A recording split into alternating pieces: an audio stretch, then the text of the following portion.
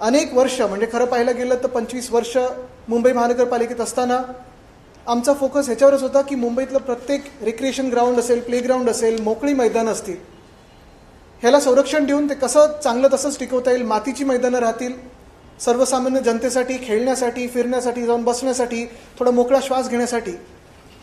विकासासोबत ही मैदानं देखील कशी टिकतील ह्याच्यावर पूर्णपणे आमचा प्रयत्न होता आणि तो यशस्वी ठरला. अनेक वर्ष आपण पाहतो ही मैदानं तशीच्या तशी राहिली. अलीकडच्या काळात गेल्या 5 महिन्यामध्ये आणि त्याच्या आधी देखील 3 वर्ष प्रशासक असताना आणि मिंदेंच्या खास करून कार्यकाळात प्रशासक असताना आपण पाहिलं असेल की मुंबईला विकण्याचा प्रयत्न हा मिंदे सरकारने देखील केला आणि त्यांच्या प्रशासकांनी देखील केला. आमचा मुंबई महानगरपालिकेचा मोर्चा असेल, त्यानंतर प्रत्येक ठिकाणी झालेलं आंदोलन असेल आणि मग मुंबईने आमच्यावर विश्वास ठेवलेले आणि 65 सीट जिंकून देण्याचा जो एक आपण चित्र पाहिलं ते ह्याच कारणामुळे होतं. गेले 5 महिने हे नवीन सरकार बसल्यानंतर आम्ही सातत्याने मागणी करत आहोत की आम्हाला व्हाईट पेपर द्या. सगळे जे काही तुम्ही केलं, मग रस्ता घोटाळा असेल, तुम्ही सगळं पंपिंग स्टेशनपासून सगळे जे काही घोटाळे केलेत त्याच्यावर आम्ही व्हाईट पेपर मागत आहोत. शाळेचे 7 प्लॉट त्यांनी प्रायव्हेटाईज केलेले आहेत. अनेक गोष्टी ह्या गेल्या 3 वर्षाच्या कालखंडात केलेल्या आहेत, त्या पुन्हा एकदा सुरू करण्याचा यांचा प्रयत्न आहे आणि असंच प्रायव्हेटायझेशनचा प्रयत्न आहे. 20 तारखेला जी सुधार समितीची बैठक होणार होती ती अचानक 19 तारखेला संध्याकाळी रद्द केली गेली. 6 की 7 महत्त्वाचे विषय होते आणि आमच्या कानावर असं येतं की डील न झाल्यामुळे ही 19 तारखेला बैठक रद्द केली गेली होती. आता डील हे कोणाचं होतं, काय होतं हे आम्हाला देखील माहिती आहे, तुम्हाला देखील माहिती आहे आणि आम्ही हे पूर्णपणे हे जे सगळं काही आहे घोटाळा हा टप्प्याटप्प्याने आपल्या लोकांसमोर आणू, मुंबईसमोर आणू आणि कोर्टाच्या देखील समोर जाणार आहोत. पण उद्याची ही जी बैठक आहे, 20 तारखेचे जे काही विषय होते ते उद्या आणलेले आहेत त्यांनी आणि उद्या सुधार समितीत जे काही विषय आहेत ते भयानक आहेत, ते तुम्ही ऐकून घ्यावं ही माझी इच्छा आहे. विषय क्रमांक 2, मुंबईचे जे रक्तपेढे आहेत, ब्लड बँक आहेत. मुंबई महानगरपालिकेच्या ब्लड बँक आत्तापर्यंत मुंबई महानगरपालिकाच चालवायची. या सगळ्या रक्तपेढ्या सगळ्या आपण पाहिलं असेल मोफत असायच्या पेशंटसाठी, पेशंटला कुठेही चार्ज लावला जायचा नाही. आणि अनेकदा आपण ऐकतो की मुंबईत रक्ताचा साठा कमी झालेला होता. मागच्या महिन्यात देखील आपण पेपरमधून किंवा आपल्याच माध्यमातून ऐकलं की मुंबईत रक्ताचा साठा कमी झालेला आहे. आणि ज्या ज्या वेळेला अशी दुर्दैवी परिस्थिती झाली निर्माण, त्यावेळेला मला अभिमान आहे की शिवसैनिक पुढे येऊन रक्तदान करून ह्या सगळ्या ब्लड बँक भरून काढलेल्या आहेत. मुद्दा असा आहे की रक्त मुंबईचं, अनेकदा रक्त शिवसैनिकांचं, कुठेही जातपात, धर्म, भाषा न बघता आम्ही त्या पेशंटना देत असतो. आज भाजपचं सरकार बसल्यानंतर आणि ह्या खास करून समितीमध्ये, सुधार समितीमध्ये मिंदेंच्या चेअरपर्सन असताना मुंबई महानगरपालिकेच्या ज्या रक्तपेढ्या आहेत, ज्या आत्तापर्यंत मोफत असायच्या पेशंटसाठी, त्यांना प्रायव्हेटाईज केलं जातं, खाजगीकरण होतं याचं. ह्या ज्या काही संस्था आहेत त्याचा आपण पूर्ण पाठपुरावा बघा, पुन्हा जे काही आधीचं सगळं काही कार्यकाळ असेल तर बघा, कोणावर केसेस आहेत, कोणावर असतील नसतील मला माहीत नाही. पण आता त्यांना ही सुविधा दिलेली आहे की त्या प्रत्येक पिशवीसाठी, रक्ताच्या पिशवीसाठी 1100 रुपये, बरोबर ना विशाखात आहे, 1100 पर पाऊच, 1100 बेसिक रक्तासाठी आणि पुढे जवळपास 1600 ते 2000 रुपये पर पर्सन पर पाऊच असं चार्ज करू शकतील. म्हणजे आमचं मुंबईकरांचं रक्त एक तर मिंदे किंवा भाजप हे विकायला चाललेलं आहे, हे ह्या प्रस्तावामधून स्पष्ट होत आहे. मी आग्रही राहीन ह्याच्यावर की उद्या भाजपने देखील याच्यावर भाष्य करावं की तुम्हाला मुंबईचं रक्त विकायचं आहे का. मुंबईत जे पेशंट येतात या मुंबई महानगरपालिकेच्या हॉस्पिटल्सवर विश्वास ठेवून, आणि आपण पाहिलं असेल मुंबई महानगरपालिकेचे हॉस्पिटल्स एवढे सुसज्ज होते, एवढे ॲडव्हान्स होते की आत्तापर्यंत देशभरातून पेशंट हे आपल्या हॉस्पिटलमध्ये यायचे. जवळपास प्रत्येक दिवसाला 80,000हून जास्ती पेशंट यायचे. सर्दी खोकल्यापासून कुठचाही रोग झाला असेल तरी मुंबईत येऊन बरे होऊन त्यांच्या गावी निघून जायचे.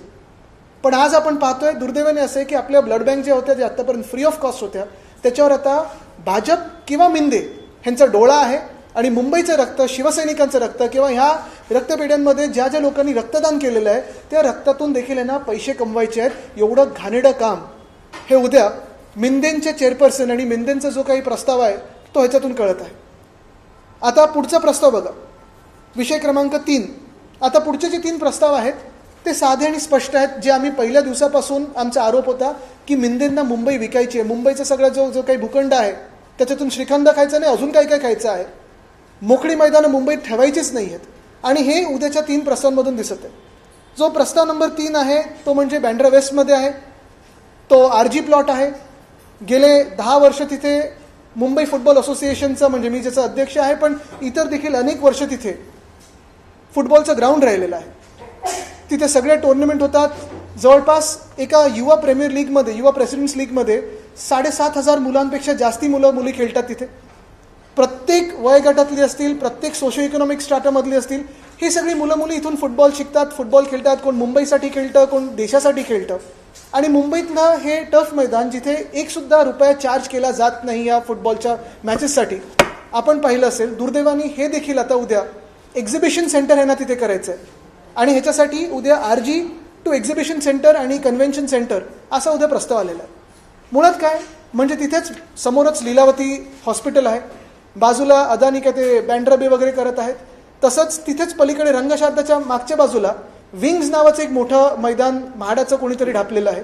ती संस्था जी कोणाची NGO असेल, त्याच्या मागे कोणीतरी असेल, ते किती रुपये पर मॅच घेतात, तिथे एंट्री फी आहे का, तिथे पर मॅच कोणाची फी आहे का, ते तर ह्याच्यापेक्षा मोठं मैदान आहे. म्हणजे कन्व्हेन्शन सेंटरचं करायचं असेल तर हायवेपासून थेट एंट्रन्स ह्यालाच आहे.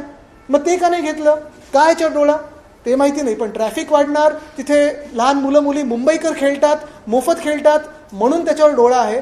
RGचा प्लॉट हा कुठच्याही NGOकडे नाही आहे, हा कोणी ढापलेला नाही आहे. इथे अधिकृत एक असोसिएशन काम करतं, म्हणून हा RGचा प्लॉट त्यांनी ढापायचा आहे.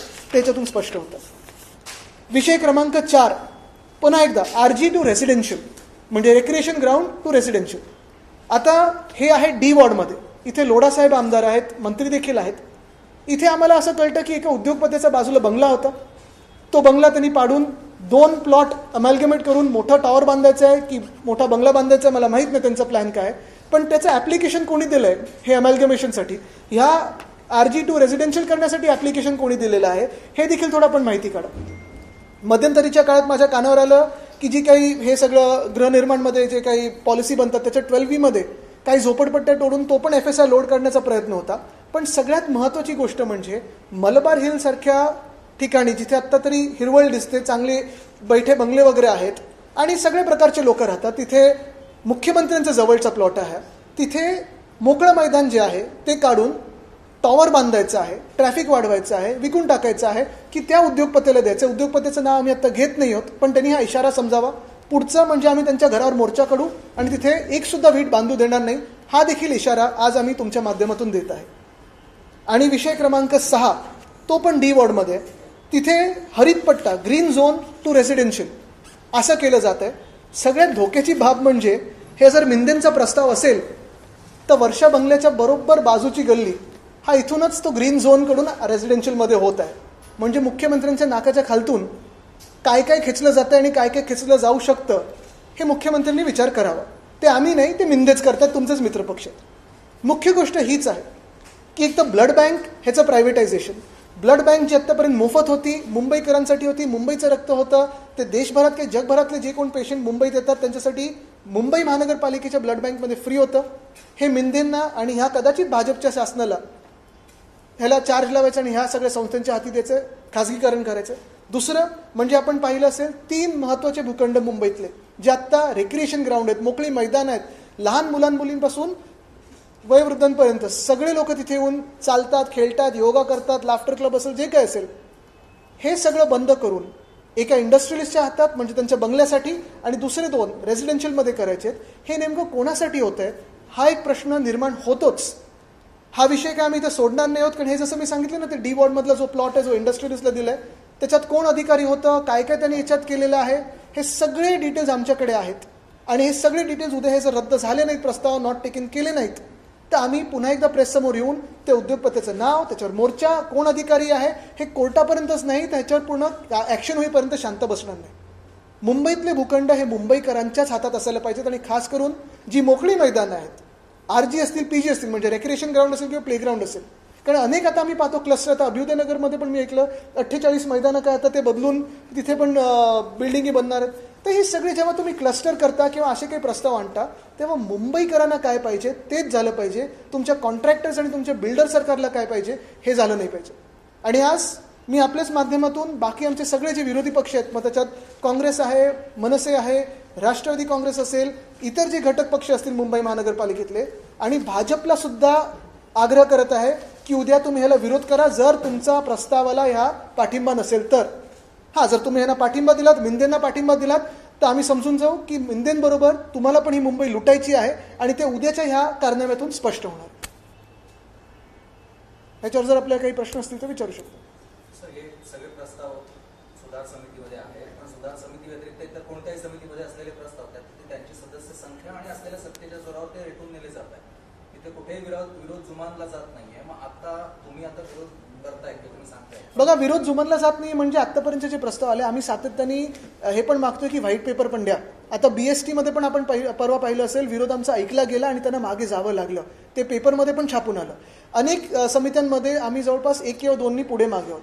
पण हे सरकार आणि ही मानसिकता तुम्हाला माहिती आहे, फ्रीडम ऑफ प्रेस इंडेक्समध्ये किती होत आपण प्रश्न घेत नाहीत समोरून, काही घेण्याची तयारी नसते आणि यांना विरोध हा ऐकायचाच नसतो. किती लोकांच्या भल्याच असला, उलट लोकांच्या भल्याच असलं तर ऐकायचंच नाही. हीच मानसिकता कदाचित भाजपची बनत चालली आहे का, हे उद्या कळेल आम्हाला. आणि दुसरं म्हणजे आमची जी आंदोलन आहेत रस्त्यावरची, ती पण आम्ही करत आहोत.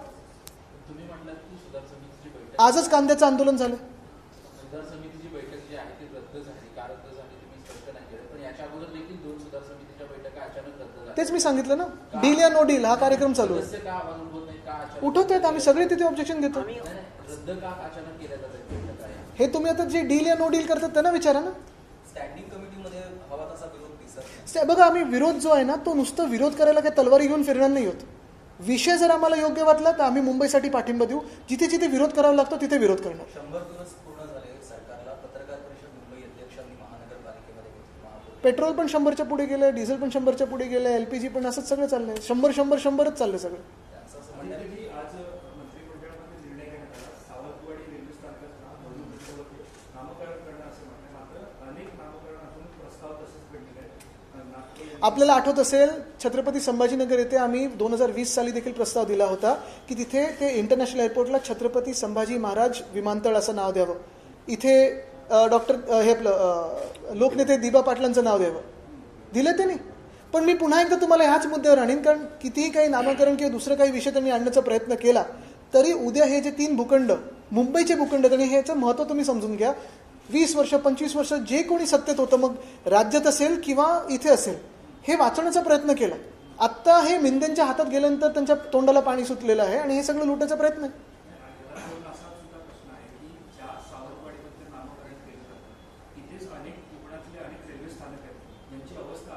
अरे, मुंबईमध्ये पण किती नामकरण करण्याचं त्यांनी आत्ता प्रस्ताव दिलेला आहे.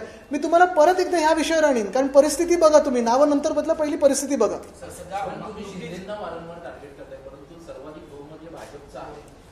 ज्या सुधार समितीचं मी बोलत आहे तिथे चेअरपर्सन मिंदेंचे आहेत. आणि जर भाजपला दाखवायचं असेल की हे त्यांना मान्य नसेल तर उद्या त्यांनी हा प्रस्ताव मागे घ्यावा की विरोध करावा. नुकतीच मंत्रिमंडळाची बैठक पार पडली, त्याच्यानंतर उपमुख्यमंत्री एकनाथ शिंदे माध्यमांशी बोलण्यासाठी आले. ज्यावेळेस त्यांना विधान परिषद संदर्भातला प्रश्न विचारला तर त्याची देहबोली बदलली आणि ती रागाने पत्रकारांशी बोलताना पाहायला मिळाले. विधान परिषदेच्या जागा वाटपावरून शिंदे नाराजीची चर्चा मागच्या सनसेटच्या आधी कदाचित हेलिकॉप्टर घेऊन जातील दरेगावला. पण मी पुन्हा एकदा तुम्हाला ह्या प्रस्तावर आणीन. तुमच्या पक्षाची किंवा महाविकास आघाडीची विधान परिषद, मी तुम्हाला पुन्हा एकदा राजकारण सोडून ह्या विषयावर आणीन, कारण हे विषय महत्वाचे आहेत. मुंबईच्या रक्ताचे विषय आहेत आणि मुंबईच्या श्वासाचे विषय. मुंबई आता 100 दिवस पूर्ण झाले त्यांचे. पत्रकार परिषद मगाशी म्हटलं तसं मुंबई अध्यक्षांनी घेतली. किरीट सोमय्या महापौरांच्या शेजारी बसून अधिकाऱ्यांना कपडे घालतात का? सत्ताधारी महापौरांच्या ऐवजी इतर नेत्यांच्या मार्फत ही सत्ता मुंबईची चालवत आहे. प्रशासन तुम्हाला दिसतंय सूटबूटचं सरकार किंवा कॉन्ट्रॅक्टर बिल्डरचं सरकार एवढंच चाललंय. जनसामान्यांचं सरकार किंवा मुंबईकरांचं सरकार वाटत नाहीये. टक्केवारीची चर्चा मी पुन्हा एकदा तुम्हाला याच्यावर आणेन, डील या नो डील. पण ही मैदानं जेव्हा जेव्हा जातात तर या आधी शिवसेनेने थेट जाऊन त्या ठिकाणी जाऊन आंदोलन केलेले. तुमची ते तर करणार आहोत आम्ही, पण मी सांगितलं ना, आत्ताच तुम्हाला सांगितलं मी, जिथे कुठे जे आहे डी वॉर्डमध्ये वगैरे सगळीकडे आंदोलन करणार. पण उद्या जर प्रस्ताव असेल तर भाजपनी पहिलं दाखवा ना आम्हाला की मैदानाबद्दल त्यांना पण थोडी काळजी आहे. नुकतीच एक शाळेचं उद्घाटन, जे शाळेच्या भूमिपूजनाचा कार्यक्रम घाटकोपरमध्ये पार पडला. शाळा पण प्रायव्हेटाईज करतात. शाळा प्रायव्हेटाईज करतात. चंद्रशेखर बावनकुळे त्या ठिकाणी मुळात तुमचे आमदार सुद्धा मुळात तुम्हाला हेच सांगतो मी सगळीकडे सगळं काही विकून टाकायचं हाच प्रयत्न भाजपचा आहे का हे उद्या मला कळेल. पण त्या कार्यक्रमाला जमू मी तुम्हाला आता परत हेच सांगतोय. कोणी तुम्ही काही प्रश्न विचारला तरी उद्याच्या वर मी बोलत आहे. तुम्ही काल बोललेत ना ते पीछे का छोडो अभी 2047 का देखो.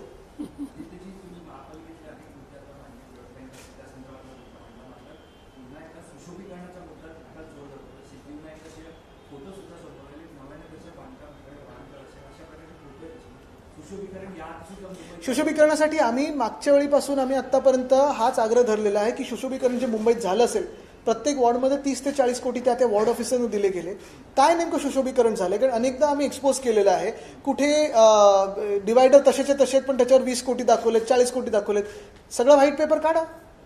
काल उपमहापौरांनी आयुक्तांना पत्र दिलं आणि ते सातत्यानं असे पत्र देत असतात की राजशिष्टाचार पाळला जात नाही, आम्हाला मान दिलं जात नाही, आम्हाला बोलावलं जात नाही, आमची नावं लिहिली जात नाही. त्यांचं भांडण मी नाही लढणार त्यांच्यासाठी. त्यांची लढाई त्यांनी लढू द्या. त्यांना माहिती कुठे गेलं त्यांना तो मान मिळेल तसा मिळेल. आमच्यात होता तेव्हा चांगला मान होता. महत्त्वाची गोष्ट परत एकदा, उद्याच्या भूखंडांबद्दल काय जी पिछले 5 महीनों से आप देख रहे हो कि मुंबई महानगर पालिका में भाजपा के मेयर है और मिंदे के डेप्यूटी मेयर है और बहुत सारी समितियों में एक दूसरे के उनके जो व्यक्ति बिठाए वो सब चेयरपर्सन है.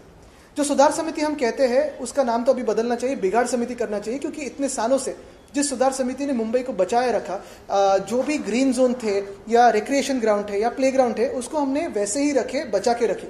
25 साल जब हमारी सरकार थी मुंबई महानगर पालिका में, तो स्कूलों की स्थिति देखिए आप. इंटरनेशनल स्कूल आने लगे, सीबीएसई हो, आईसीएसई हो, एसएससी बोर्ड हो, वो अच्छे होते गए. लगभग 10,000 बच्चे, 4,000 सीटों के लिए लॉटरी लगानी पड़ी हमें. प्लेग्राउंड अच्छे होते गए, बहुत सारी सुविधाएं हम मुंबई को देते रहे. जैसे ही भाजपा की सरकार बनी तो बीएसटी के जो टिकट्स हैं उसके भाव बढ़ते गए, बीएसटी की जो मात्रा है वो कम होती गई, रूट्स कम होते गए. और ऐसे ही अगर आप देखें तो कल सुधार समिति में कई सारे ऐसे प्रस्ताव आ रहे हैं जो मुंबई को बेचने चाहते हैं. पहला प्रस्ताव तो यही है जो विषय क्रमांक 2 है, उस पर मुंबई का खून यानी जो ब्लड बैंक्स है, अब तक मुंबई महानगर पालिका जो खुद की ब्लड बैंक चलाती थी, फ्री ऑफ कॉस्ट थी, पेशेंट्स के लिए फ्री ऑफ कॉस्ट थी. मुंबई में अगर आप देखें तो हमारे देश में वर्ल्ड रिकॉर्ड ब्लड डोनेशन का शिवसेना पार्टी का रहा है. कभी भी कोई भी आपत्ति हो, दुर्घटना हो, या कभी भी हमें प्रेस में सुनाई देता है कि अभी ब्लड बैंक में ब्लड की स्थिति बहुत नाजुक है या कम होते जा रही है, तो हमारी पार्टी, हमारा पक्ष पहले ही ब्लड डोनेशन कैंप लेता है. और ये सारा जो खून होता है ये बिना कोई जाति, धर्म, भाषा, प्रांत देखते हुए जिसको भी जरूरत हो उसी को जाता है. कल जो प्रस्ताव आया है या आने वाला है सुधार समिति में वो यही है कि ये सारे जो ब्लड बैंक्स है उसमें बहुत सारी संस्थाओं को प्राइवेटाइज करके देने वाले हैं. जो अभी तक फ्री होती थी, पहले ही 1100 रुपए लगाए गए हैं और आगे बढ़ने की संभावना है, क्योंकि आजकल आप देश में देख रहे हो जीडीपी और ग्रोथ रेट छोड़ के सब कुछ बढ़ रहा है. तो यही बात है कि ये क्यों हो रहा है, क्यों मुंबई का ब्लड, जो मुंबई का खून है, क्यों बेचा जा रहा है. बेचने की चीज है क्या? आप खुद का ईमान बेच रहे हो, मुंबई का खून बेच रहे हो, मुंबई की जमीनें बेच रहे हो. वैसे ही अगले जो 3 प्रस्ताव है, जो विषय क्रमांक 3 है, 4 है और 5 है, 3, 4 और 6 है, उसमें रिक्रिएशन ग्राउंड को कन्वर्ट किया जा रहा है सीधा सीधा रेसिडेंशियल जोन में. जो नंबर 3 पे है बांद्रा वेस्ट में, एच वेस्ट वार्ड में, वहाँ फुटबॉल का ग्राउंड है. लगभग 7,500 बच्चे बच्चियाँ फुटबॉल खेलते हैं, हर दिन खेलते हैं, फ्री ऑफ कॉस्ट खेलते हैं. और यहीं से इंडिया की टीम तक भी खेले हुए बच्चे यहीं से आए हुए, वो ग्राउंड छीनना चाहते हैं, वहाँ एग्जीबिशन सेंटर करना चाहते हैं.